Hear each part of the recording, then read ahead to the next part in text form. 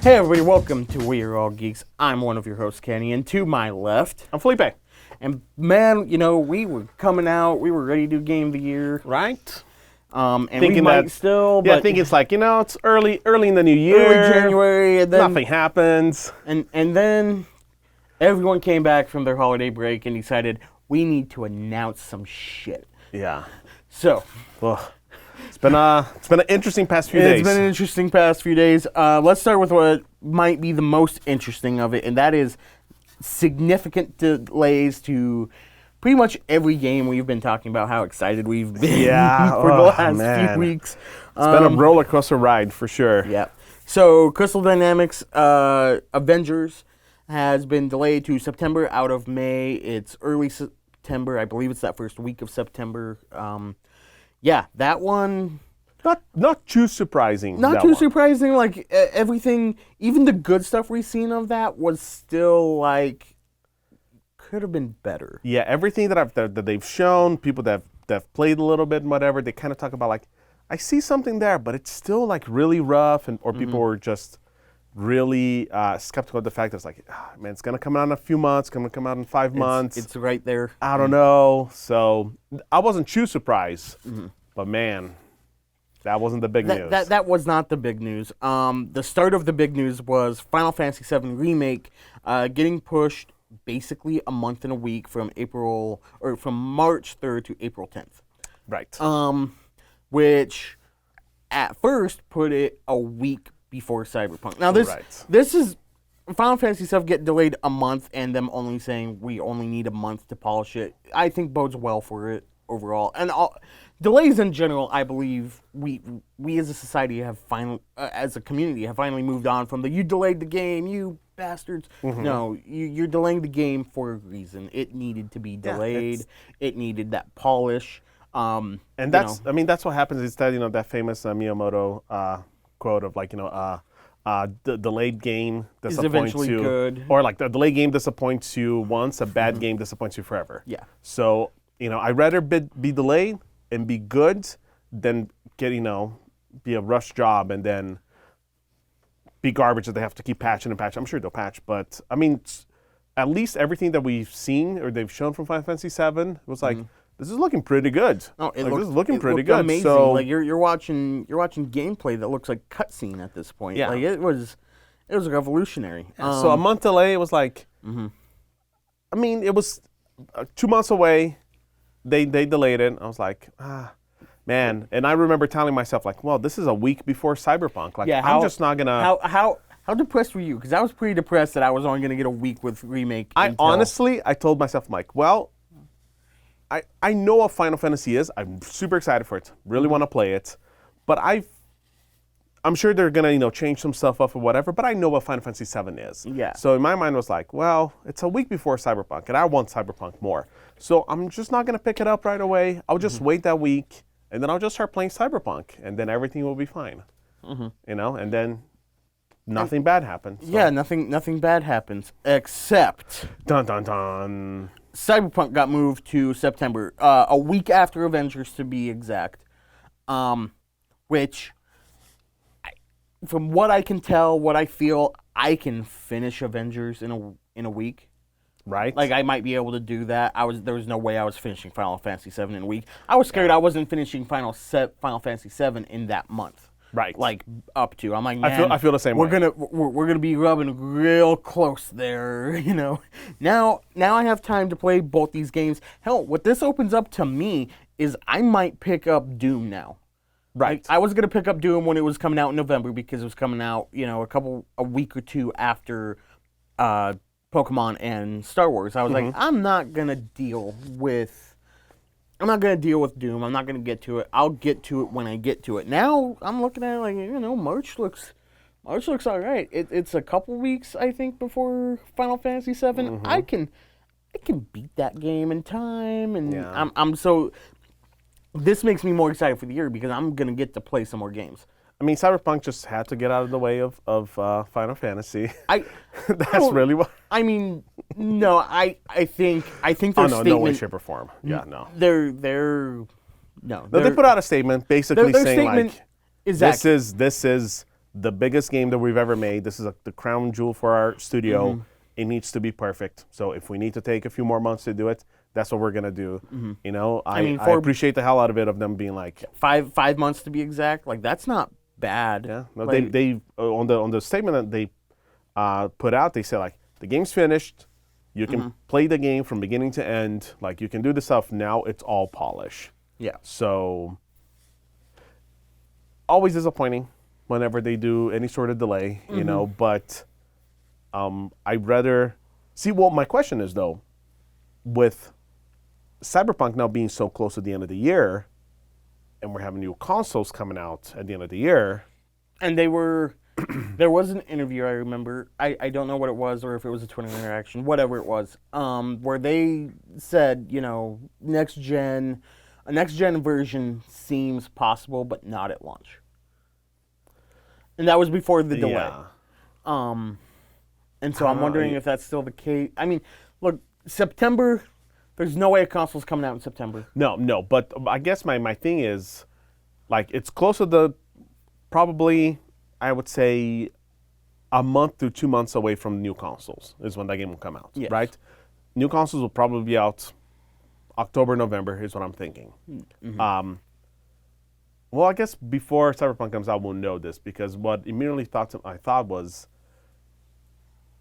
I can play it as long as I can transfer my save to the new console That would be fine. to then move on to the new console, then that's fine. And I'm good with that. So, Right.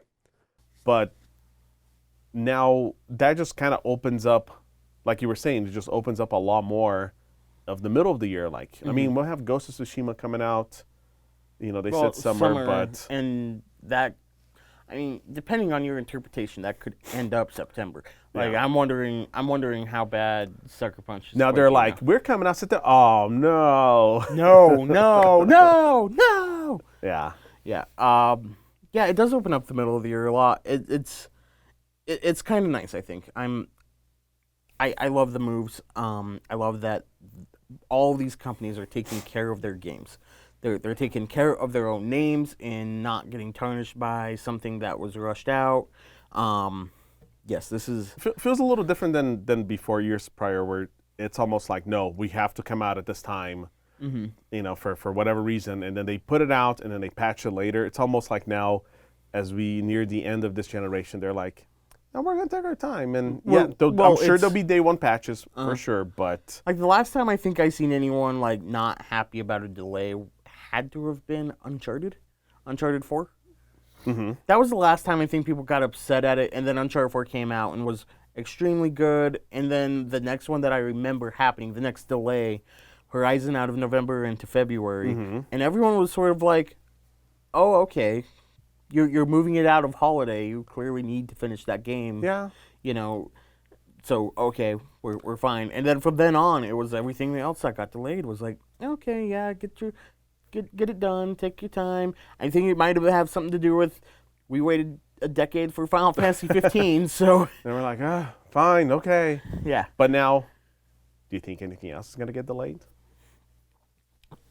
Well, technically, Last of Us 2 is already delayed into May, out of February into May, so that's already got its delay if it only gets one.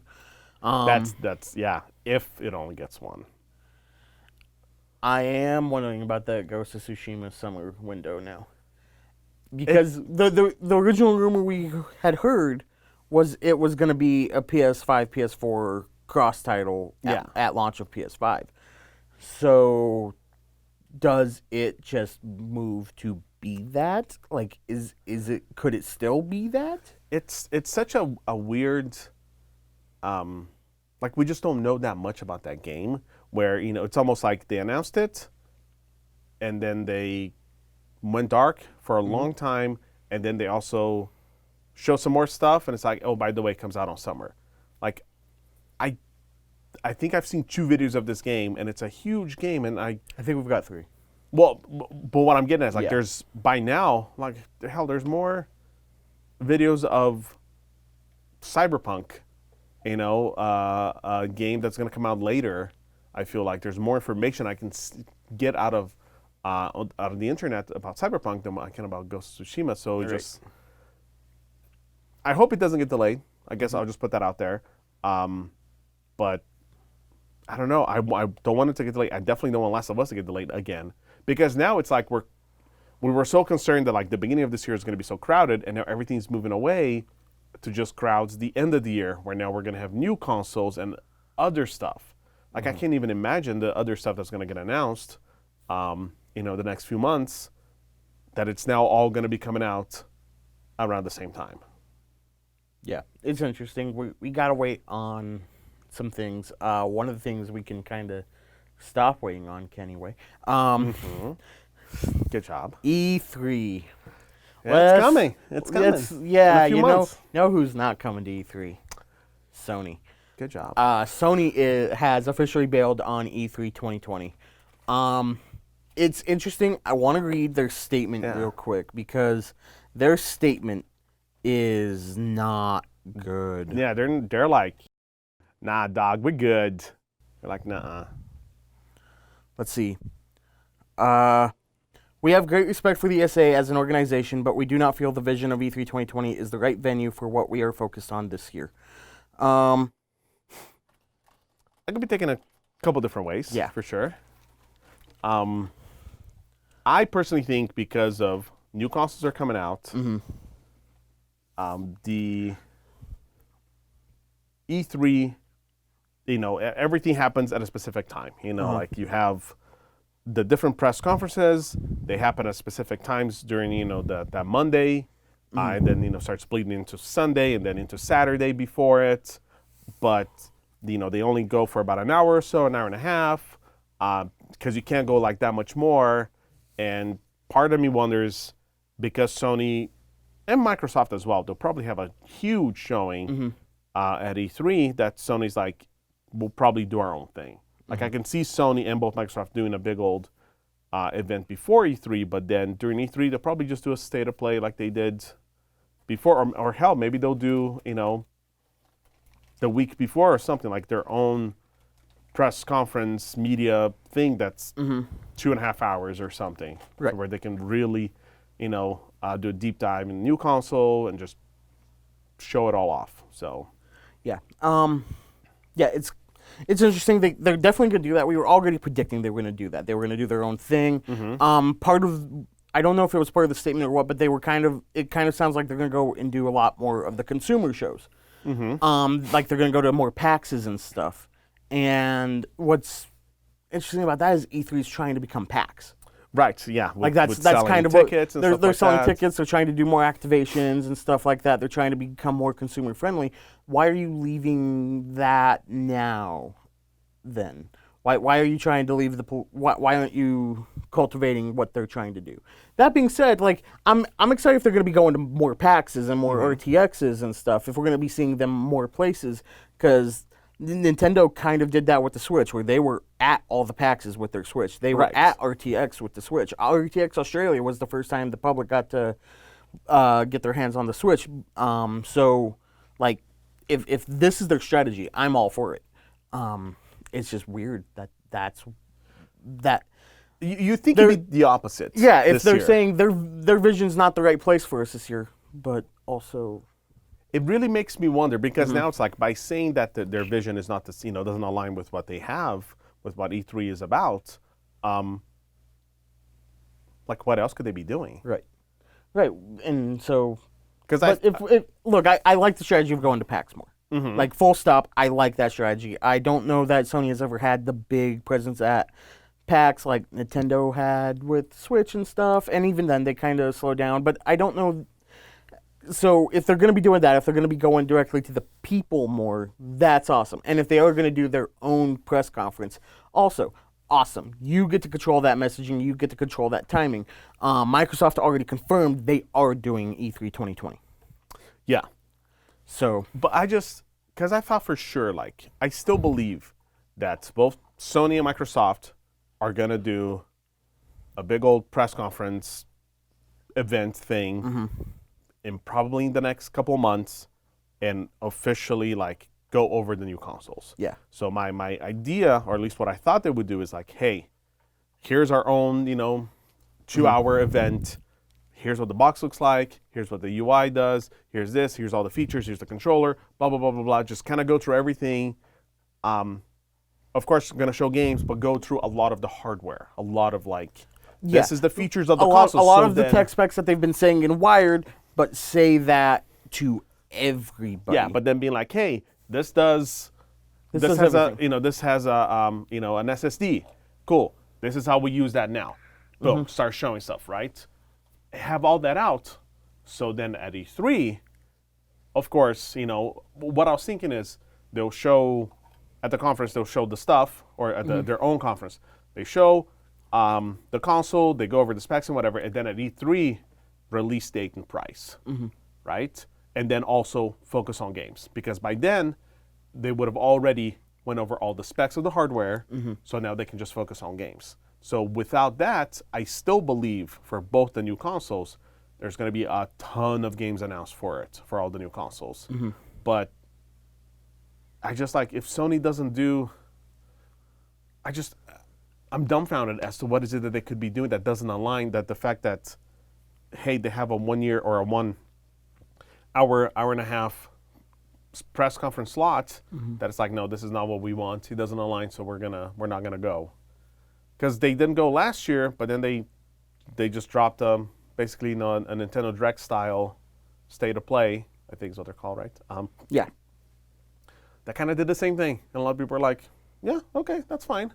Yeah, I mean, that's where we got that Final Fantasy VII Remake wasn't as dead as everyone was saying it was. Was one of these. Yeah, and so what if I wonder if it's a big state of play. Nintendo has... But that would have to be... I keep coming back to the fact that they say that they're not going to do it because it doesn't align with them, implies that what they're doing then is either way too big or just small enough that it doesn't warrant them having to hold on to their slots. Because the other side of the coin about them being not at E3 is they're not going to be at the show hall either. Right. That's the other aspect that people forget, that technically Xbox had a conference at E3. They weren't at the hall. They did all their stuff at Microsoft Live instead, not too far away. And Nintendo was at the hall, but they don't do their traditional press conference. They do direct. Yeah, they use and how everyone was lamenting last year that, man, E3 is empty. Especially after this announcement, you can see people talking man, E3 was really empty last year. What's it going to be like this year again without Sony there with a new console just bailing?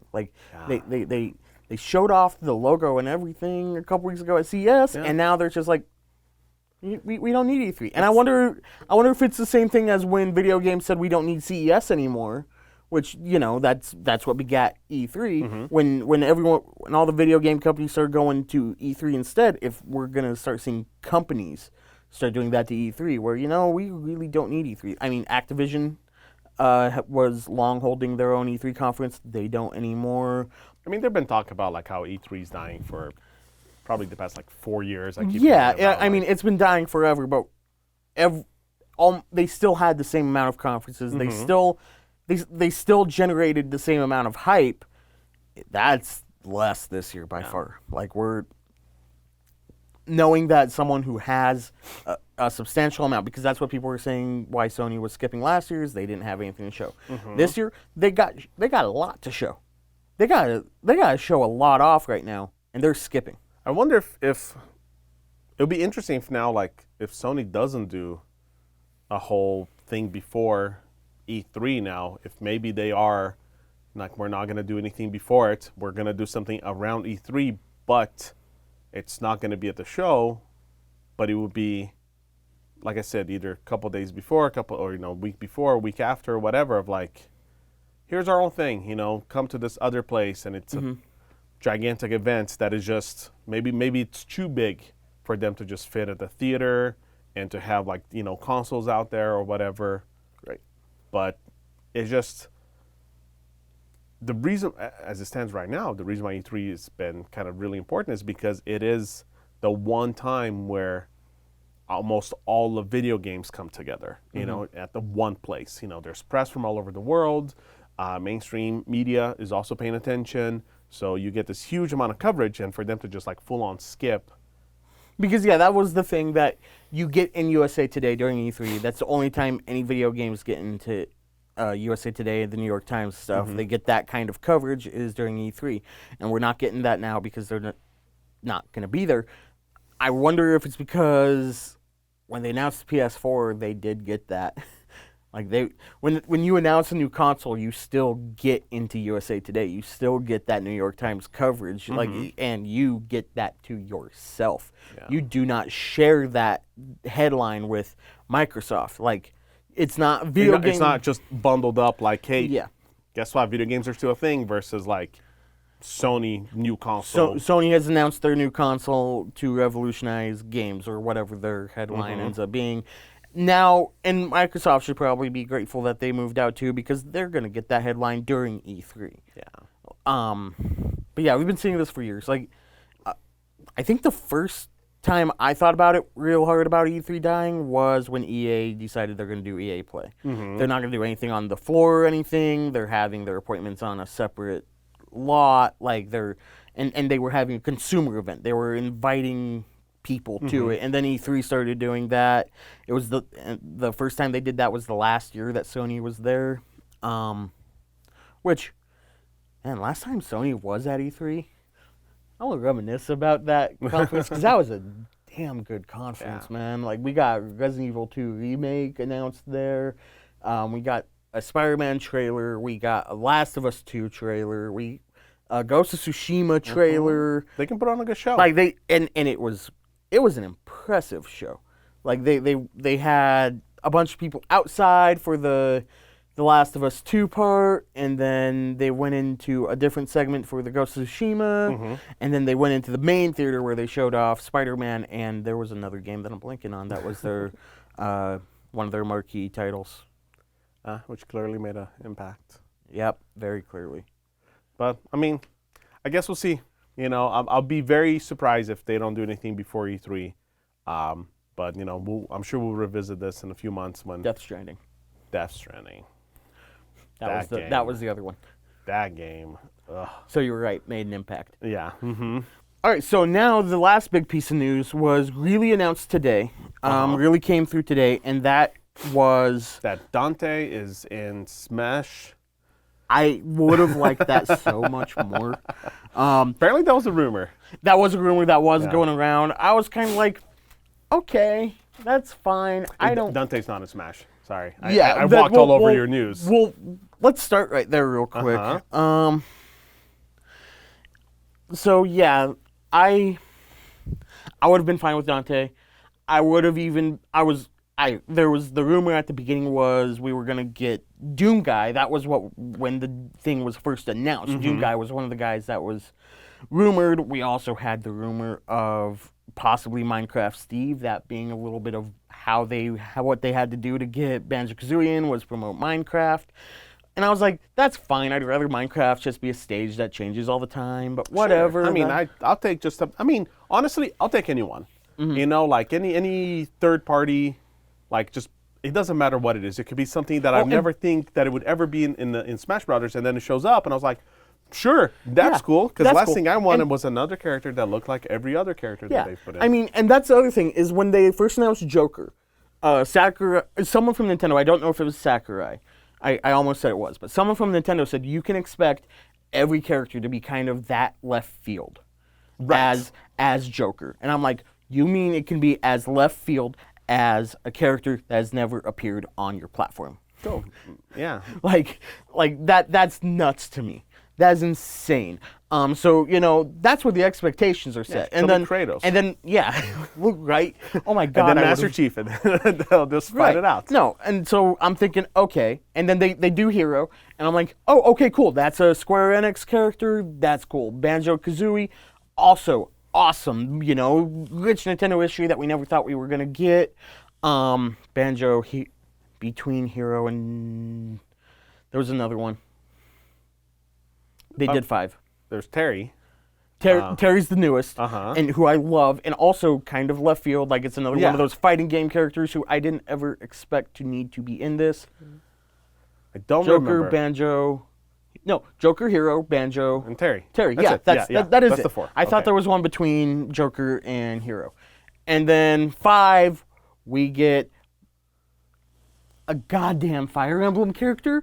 The main character for Fire Emblem 3 Like Houses. Byleth. Another Fire Emblem character. Another Fire Emblem character. But they have green hair, so it's different. It's not. It's not. It's another sword person from Fire Emblem that also happens to have a bow and arrow. Like, at least Robin usually uses a spell book to be effective, and apparently this Fire Emblem hero is going to be just a behemoth from range. I'm like, okay, cool. He has the same haircut as Marth with a different color, and you can make that character by making Marth the green character in the game. It's Fire Emblem. Mm-hmm.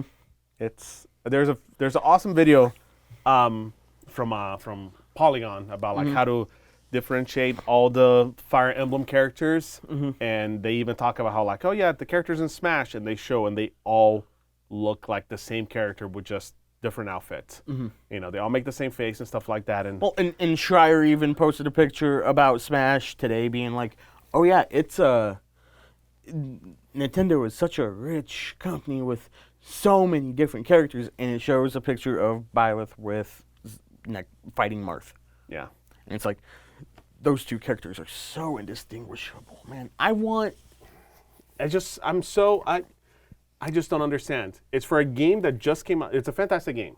Fire Emblem 3 Houses, phenomenal game. Everything I've heard about is great. The main character is one of those protagonists that you are experiencing the story through their eyes. They are not their own character, you know. So it's one of those like it's a thing that a lot of RPGs do. That it's. I mean, it's Joker also. Yeah, Joker's is and the same Hero thing. and Hero literally doesn't have a damn name. It's Hero. Exactly, but the issue is that if they have put in multiple, that would have been awesome. If they put in multiple Persona characters and then they toss in Joker, I mean, I still it would have been cool. But to be the same thing of like, man, another one of these. But do you know how they got around that with Joker? What? All of his outfits are different of the different Persona users. Like he has the 2 of his school uniform, but his red one is very on, and his he has the last character that you get in the casino that I'm suddenly blanking on his name. But the yellow one is very Ryuji and stuff. Like they're all very much those characters that you play with in the game. I know what you're talking about. I don't want to say. Well, I mean, it's not a. It's a 2-year-old game. You can spoil it. Akechi? Akechi, yes. It's totally Akechi's costume. Yeah. But still, man, to have just another like if this was the second Fire Emblem character that they've ever added, Right. like okay, but how So many Fire many- Emblem characters do they already have? And so many of them are clones of Marth and Roy. Lucina is literally a shadow character of Marth. At least they've finally admitted that with the new shadow character stuff. But there's also a lot that are very much like Roy, and it's more just sword guys. Like, come on, man, you could have done so much better. You have so much better in your arsenal. Y'all still don't have Toad in the damn game. You don't have Toad in the game? Sakurai, you don't have Toad in the game, and you put this dude in. Toad has so much more history with the franchise of Nintendo. The franchise of Nintendo. He's gonna be at Nintendo Land. You know who ain't gonna be at Nintendo Land and Universal? You know who ain't? None of the damn Fire Emblem characters gonna be there. Not a one. But Toad's gonna be there. Like what? They should have put Birdo. Put Cappy in it. I don't care. Well, Cappy kind of is. At Well, least. I know, but I'm like anything, man, Bullet Bill, whatever. Put Birdo in the game, man. Let me shoot those eggs out of Birdo's mouth. Let me do that, man. Yeah, I just don't get it. It's just puzzling. And here's the thing. I'm gonna download the character. I'm gonna play the character. I'll probably like the character. For all my whining right here, I will like the character. But they could have done so much better. I know they're big fans of Fire Emblem, but I don't know I haven't seen anyone who is like super hyped, like, hell yeah, that's what we needed, more Fire Emblem characters, man. That's what I'm talking about. I know that I'm not, and I am, Man, Fire Emblem is they the have more second Fire favorite game of last year. Like and And I know a lot of people are like, oh, there's too many Pokemon. At least every Pokemon except Pichu is completely different from the rest. Right. You could make the argument for Mewtwo and Lucario being similar because they're also definitely similar, but that's only a couple of examples as opposed to all of those Fire Emblems are the same except Robin. Yeah, And supposedly this one, because they're going to have a bow and arrow, which means this one's going to be so similar to Link. Like, I just, as the end of their, their Fighter's Pass or whatever they called it, like. This is the finale, and they're doing a Fighter's Pass 2 that's going to have 6 more characters instead of 5, so we're going to end up with at least 11 characters. But they're not promising to end that until December 2021. Whoa. Which, so 24 months, we're looking at... How many of those are going to be Fire Emblem characters? Not a one, I hope. I hope not. Like, I mean, the last time they did Wii U, they did DLC, and one of the last characters was Roy, but it's like, well, yeah, but Roy's not in the game right now. So let's do that. Fill up the rest of the roster that's not actually there, because Mewtwo was like DLC, and Snake wasn't there, and Pichu wasn't there. Like, it wasn't a full roster. And now this one, they're giving us. This one was the year. This was the smash of dreams. We finally got Ridley. We were asking for Ridley forever. We got Ridley, man. We got Dark Samus in this game. They put Ken to shadow Ryu in it. They put all these awesome characters that we've always been asking for, that we've been clamoring for, and then they said nah. Disappointing for sure. It just sucked. And I'm a Smash fan, and like I said, I'm gonna play it. I might even like the character. But still, even as someone who doesn't really play Smash Brothers, I just hear about the hype and I see stuff like that. But I knew that they had one final character to announce, and I was like, man, depending on what it is, maybe I'll have to really check this game out if it's some crazy character that I'm into or whatever. But I was more excited for when I seen that they're doing a Cuphead skin for Mii Gunner. Like that, I'm like, oh, that's awesome, and it looks good. Like he's firing out of his fingers. Why didn't you say Cuphead? Why didn't they just make this character a skin for Mii Fighter? Like, so many questions I have. Like there's so much that they could have done, and they're not. Like, there are also unique characters in Fire Emblem that don't have to have this fighting style. Where's Tika? That would have been good. There's a lot of characters that would be good in these games, but they're putting the same sword fighters in. Even Robin technically still has a sword, and this one's still going to have a sword. I'm disappointed. Yeah. I am disappointed. I am led disappoint. Yeah. So, we were going to devote a whole episode to this before everything started breaking. So, yeah. But now it becomes a side note in talking about the future and stuff. So, let's list our top 3 games. 3, 2, 2, 1, 1, and then we'll see if we can come to a consensus. All right. Well, I'm going to check. I have a list that I did not check twice. Finding out who's naughty or nice. Yeah, let me hop on something similar. Because I'm pretty set on number 1 and 2 for sure.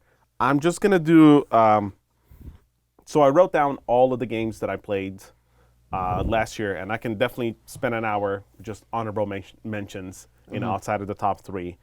But looking at my list. Okay, number 3. Number 3.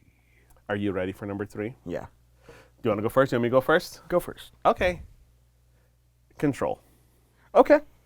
Control, number 3. I'm actually surprised it's that low for you, but okay. Yeah? Yeah. I really like Control. Control's good. When I was thinking up this list, I think I had Control 5, and I didn't finish it. Like, that's how good Control is. That's how good its narrative is. That is how good the controls are. It is that good. It is very good game. I liked it a lot. Story very, very interesting. A lot of really awesome moments, which if you haven't played it yet, I'm not going to spoil it, but it has some of my favorite moments of last year. Some stuff that they do. But I remember just being really interested in the story, the way that they tell it, the whole Metroidvania aspect of it. It barely edged out actually a game that was going to be my number 3, which is a very surprise game, but probably because of the style of games that I like, which was The Surge 2. Okay. But I like The Surge 2 a lot, but I think Control's a better game. I like that just a little more, but yeah. If you haven't played Control, fantastic game. Okay. What's your number 3? So I hate that I 2 and 3 have been bouncing back and forth for me since I played the one that came out most recently. Like my 2 and 3 are Depending on what they ask you, they're going to change. could change. Today I'm gonna put Kingdom Hearts 3 there. Okay. I'm a fan of the series. I'm not a huge fan of the series. Like, I have to admit, even I had to go back and watch some of those videos about what exactly was going on in the story.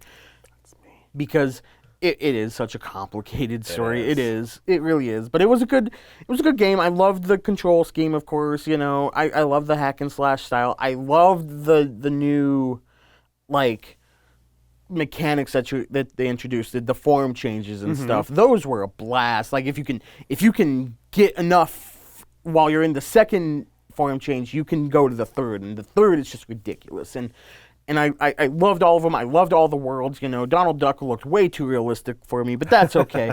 No, I loved Kingdom Hearts 3. That's a good world. One of the things holding it back from being higher right now, I would say, is the story that it didn't end. Like, we were promised this was an end to the Xehanort storyline and stuff, and maybe it did end the Xehanort, but it left way too many questions open to be able to call it an end, like, of anything. I mean, do you think they'll ever do you think they'll do another Kingdom Hearts? Yes. Yeah. We're getting the DLC in a week. Right. Ish. A week, about 2 weeks maybe.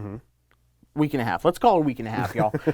We're getting the new DLC in a week and a half, and that's supposed to expand the storyline. But it also, again, not playing it, I don't understand what it's going to do, because it kind of shows like the last couple of fights that you're in. It also kind of looks like it's going to be the fights that happen there. Like, it's interesting. I'm super hyped for it. Also, though, yeah, I love that game. I really do. I know it's not super high on a lot of people's lists, but I thought it was. I enjoyed it, but just like you said, for me it was the story. As someone who only played Kingdom Hearts 1 and 2 when they came out, going back to 3, like I watched a 45-minute video before I started playing 3. You know, a person just like explaining all the story up to Kingdom Hearts 3, and I'm like, awesome. Played through the game more than once. Character pulls down his hood. And it's supposed to be a big reveal, and I'm like, I don't know who you are. I don't know what this is. But also, Aqua was awesome in this game too. It made me an Aqua fan, actually. It was a fun. Aqua fan. It was a fun game for sure. Are you proud of yourself on that one? I'm very proud. Yeah, it was a fun game. I had a blast with it. Yeah, it's. I'll say it's 3 right now.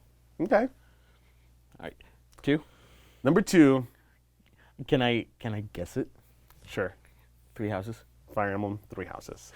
I can guess your first 2 probably. Yeah, you can.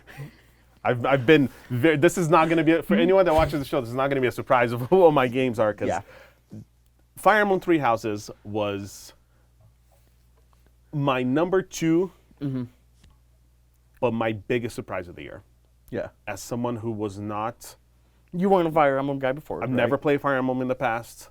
As someone who had barely a passing knowledge of Fire Emblem, all I knew is that it was turn-based and that there was like permadeath. Like, that's all I knew about this game. That's it.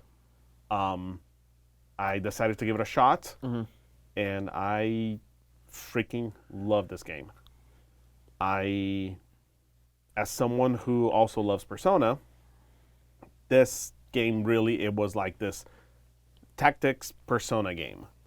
And I was not expecting that. And so as the more I played, the more I wanted to play, the more I got to know these characters of the class that of the house that I chose to lead. You were Red Lions, right? No, I was Black Eagles. Okay. So I went with the Black Eagles first. And the awesome thing about this game is that not only was it a surprise for me, but also in the story, there's certain things that happened that came out of nowhere. This is. I can't think of another game that. If you consume enough video games and media and movies and TV shows, whatever, you kind of see a lot of twists coming a mile away. Like nothing's new. But man, when there's a thing that happens in this game that when I saw it, I was like, what? No, there's no way. And it completely changed the game, and it made me want to replay the game again and again and again, which I haven't. I want to. But you can really play this game, no joke, at least 3 different times and have 3 completely different stories because of the different houses. Based on who you choose, especially if you don't really try to know about the other houses, if you just stick with yours and you go through it, by the time you play through it again, and you know what's going to happen, like that can just color so much of what you're seeing, and then you get to know all these characters. All the characters were fantastic from the Black Eagles, and from everyone that I've ever talked about the other houses, they say, they speak just as highly of the other classmates from the other houses, so it just makes me really excited to, at some point, go back, go through another run, which a lot of stuff can carry you over, so you can make the second run. You don't have to start from scratch. Like you can that's good. Build up a bunch of the New normal Game grinding. Plus Yeah, type. there's New Game Plus that a lot of the normal grinding is still there for you. And then if you ever want to get your old classmates from the old houses again, you can just pick them up and they can be like leveled up to you, or their support, which is like their kind of rank, how much they like you and stuff like that. You can like level them up almost instantly. So it's really, easy to do that, but it's just a fantastic game. Just story was amazing. All the characters I love, like voice acting, just everything. Yeah. Top notch. Fantastic. Number 2, Pokemon Shield. Specifically Shield because I haven't finished Sword yet. Okay. But yeah, Pokemon Shield, I like the additions they made to the game. So obviously the big complaint is how much they shrink the Pokedex down to 400 Pokemon from almost 1,000. Okay. I'm actually okay with that because I'd rather only have to catch 400 Pokemon than 1,000. It's okay. You can still spend money to get more. Yeah, and honestly, I'm going to. I'm actually excited for that DLC. Like, that actually looks cool. They're introducing new legendaries. They're introducing Galarian forms of the old birds. Moltres is finally getting love. Like, I'm super excited because I always liked Moltres because I was a fire person that liked fire Pokemon. So, I'm super excited that they're making all that relevant. But to this game, the max grades are not perfect by any means. If the max grades were better, this game could possibly be higher. Because those are fun when you can actually get into a max grade with a bunch of people and battle a Gigantamax, Gigantamax Snorlax. That was the one that I was chasing for a while, getting that G-Max Snorlax and, getting into a group of people and fighting this 5-star Gigantamax. And, all right, let's see if we can figure this out. I'm technically first, but I can technically use the Dynamax first. But I shouldn't because the guy who has the Machamp is going to be able to take down this Snorlax a lot better. And should I use a support move or should I be attacking? And the answer is attacking always. But like what should I do? What should I bring to the table? Kind of looking at what Pokemon are there. Should I just use my my Dynamax killer or should I use a type advantage? What exactly should I do? So I have a lot of fun figuring that stuff out. Kind of with other people, but also without other people because I haven't played one of the Dynamax grades with friends or anything because I don't know what those are. But I played with other people online. So, and the nonverbal communication that has to happen in, okay, what are you going to do? Like, it's almost like being at a blackjack table, and it's a full table and everyone needs to work together because we need to make the dealer bust. If the dealer busts, then we all win. And so, like, if the first guy hits and he gets the 10 that would have busted the dealer, we're all mad at that dude for just screwing us. But if we all stay the course, we all win. And that's how it feels here. In addition, I love the story. I love the way that it makes Pokemon a sport. Like, they build these gigantic arenas, these gigantic chapels, if you will, to the sport of Pokemon, like they do with soccer stadiums in England and around the world. Like, I like that. I've played a little since last time we talked, but I like how it's not. I mean, I've only done like the first like 3 gyms or whatever, and I like that so far. It's just been, hey, this is a sport, like no end of the world or like I'm gonna take over the world or whatever, like. I mean, the story may change, but as it stands right now, yeah, the beginning parts of that are that, and you need to battle the champion, and the champion's a nice dude, Not spoiling the story about or any twists or anything. Yeah, I like it. I like that your rivals now are more like friends rather than where Red and Blue was an asshole. You would name him as such, and now here it's like, oh, no, you're just a nice dude who lives down the street. Yeah. Like we hang out and we watch these battles on TV. Like I imagine you would with Pokemon battles. Like apparently he does have some sort of superpower to where he can just heal your Pokemon anytime he wants.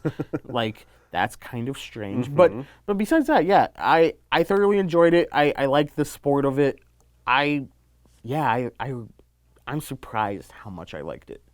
Cool. So tell us about Sekiro. Right. Sekiro Shadows Die Twice. It is my favorite game of last year, for sure, full stop. It is not only my favorite game of last year, I kind of put it as probably like my 5th favorite game of all time. It's that high up. Huh? It's that high up for me. And it's a game that it makes me mad because any other action game that I'll play from now on will not be as good as this game. Right. Great example was I played Jedi Fallen Order, and the combat, it's trying to do you parry and whatever, and it's just not as precise, not as fluid as Sekiro, that it makes me miss the other game. But it is a Dark Souls style game, so it's not for everyone for sure. But it's not easy. It's not an easy game, but it definitely was one of those games that I played and I enjoyed it, and I was looking forward to it, and it was like, okay, I like Dark Souls, whatever. But I think what really kind of shot this game up as my favorite game of the year and one of my favorite games of all time was that once I hit that wall, and I had to practice, I had to learn, and I had to really embrace the combat and kind of this is what they're asking you to do.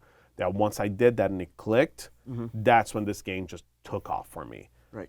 So but I've talked to plenty of people that they play and they're like, oh, it's okay and whatever. It's because it doesn't click. But once it did for me anyways, it was just something else. It was a fantastic game.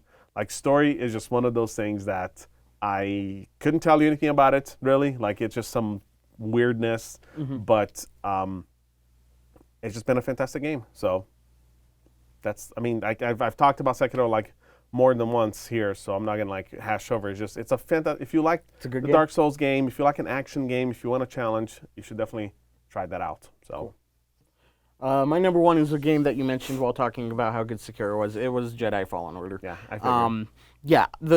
It's. I don't know if it or Mandalorian was my favorite Star Wars story of the year, but they're definitely competing. BD1 is my favorite Star Wars droid from here on out. He is the best. He saved my life a couple of times. I love that droid. That's my droid right there. Need a real MVP BD1.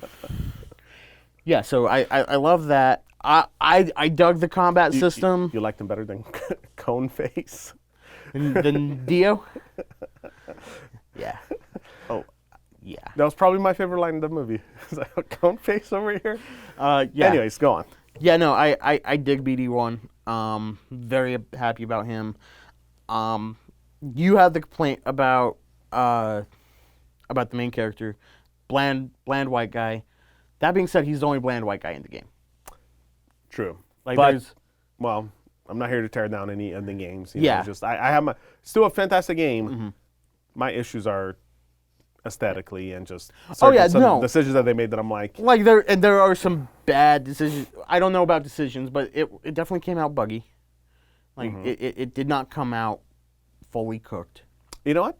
I didn't have a single issue in my You know, playthrough. I am so damn happy for you because it came very bugged. But besides that, I enjoyed the combat, but also it was Souls light. Like it was still punishing, but like I didn't feel like it was insurmountable at times like I do with those types of games that you love.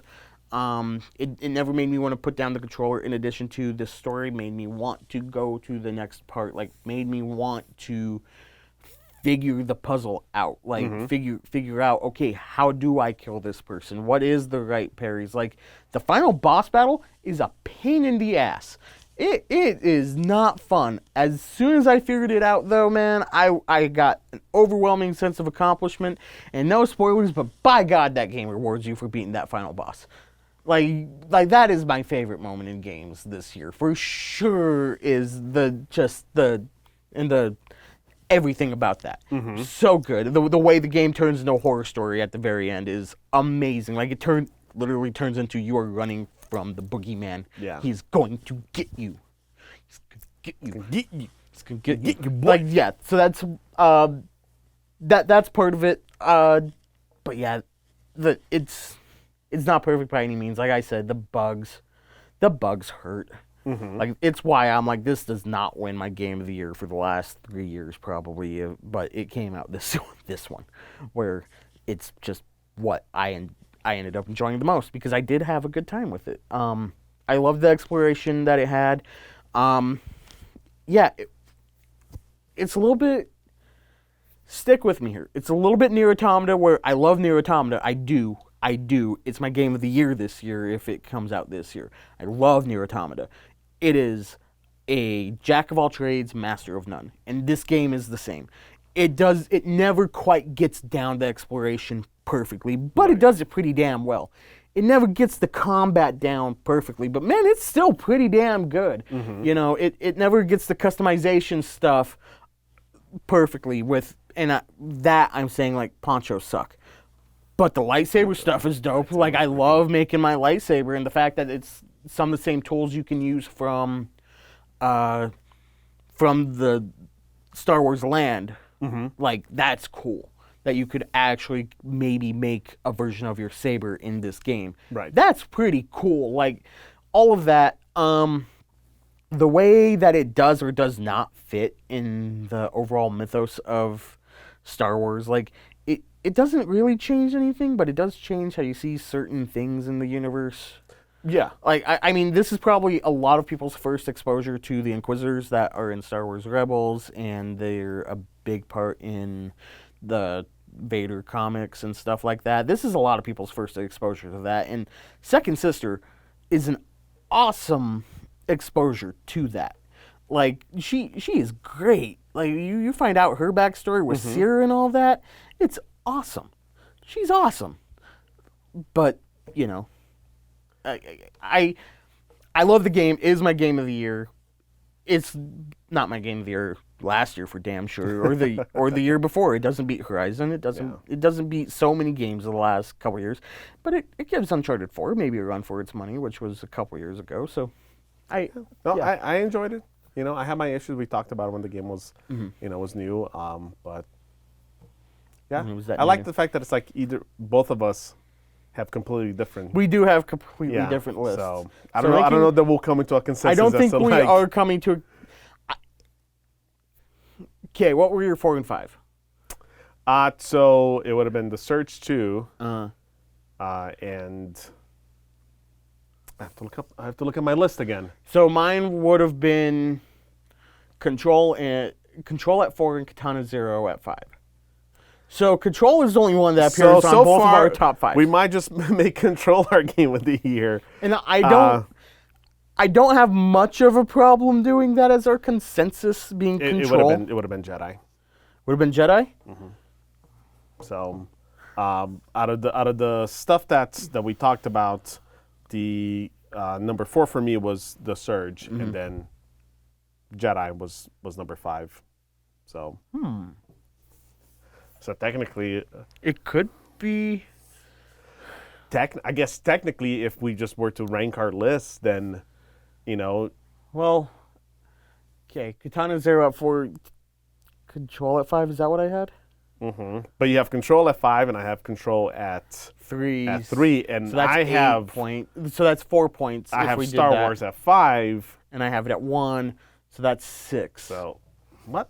No, it's weighted more because you gave. No, I give. Okay, so if 1 gets 5 points and 5 gets 1 points and everything in between gets their corresponding points. We both think of it like this. We both gave the other game number 5. So your game of the year was my number 5. Yeah. And then your game number 5 was my game number 3. That's what I'm saying. So I ranked my lower. yes. So, but outside of those two, like it's weighted more because yours is your game of the year, and That's what mine I'm still saying. made it. So I give. So if the first place gets 5 points, so 5 points for Jedi, 5 points for Sekiro. Second place gets 4 points. Okay. So Pokemon 4 points and Fire Emblem 4 points. Third place gets 2 points. Control 3 points. 3 for 3. 3 for 3. Yeah. So Control and what did I say? Kingdom Hearts. Kingdom Hearts. I already forgot. No, because I'm still bouncing the Pokemon in it between. Yeah. So then 3. Then 4, Surge, Katana Zero. So that gets 2 points. So yes, we're saying the same thing. 6 points to Jedi, and 4 points to Control. So technically, Star Wars. So technically, Yeah. Jedi would win. That's what I'm saying. In points, yes. So I guess technically Jedi Fallen Orders are game of the year Technically, Jedi Fallen Orders are by game our of the year. very scientific method Very that scientific. we just came up on the Science. spot. Science. Check our math. Check You it. there? check it out. Yeah. I'm okay with that, because I know the games that I like are very subjective, and out of all the games we talked about, Also, has a Sekiro won enough? no. Yeah, hasn't. it has. They did win Yes, the it has. Game of the Year for the Game Awards, so I guess And there's Game Spot, I believe. Someone else gave it. that. I haven't checked a bunch of lists. I've been meaning But to check I know everyone's there. lists, I know Sekiro got a bunch of it. Star Wars got none of it. It's a good game. It's better than Star Wars, so.